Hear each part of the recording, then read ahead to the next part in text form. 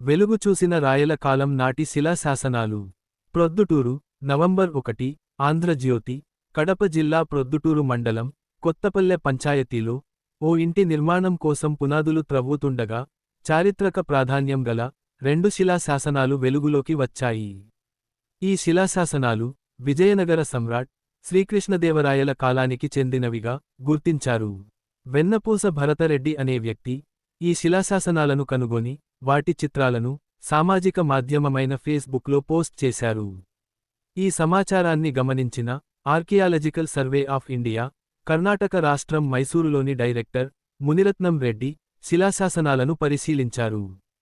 శిలాశాసనాలపై ఉన్న లిపిని అధ్యయనం చేసిన అనంతరం, అవి శక సంవత్సరం 1444, చిత్రభాను నామ సంవత్సరం, మాఘశుద్ధ సప్తమి రోజున, క్రీస్తు శకం 1523, జనవరి 24, శనివారం రాయబడినవని వెల్లడించారు.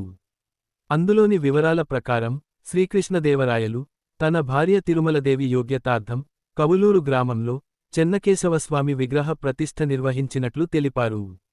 ఆలయ ప్రాకారం, కోటి నిర్మాణానికి సంబంధించిన వివరాలు కూడా, ఆ శాసనంలో ప్రస్తావించబడ్డాయని అధికారులు చెప్పారు. ఈ శిలాశాసనాలు, ఆ కాలం నాటి ఆధ్యాత్మిక, సాంస్కృతిక, చారిత్రక విశేషాలను వెలికితీసే, విలువైన ఆధారాలుగా, పురావస్తు నిపుణులు అభిప్రాయపడ్డారు.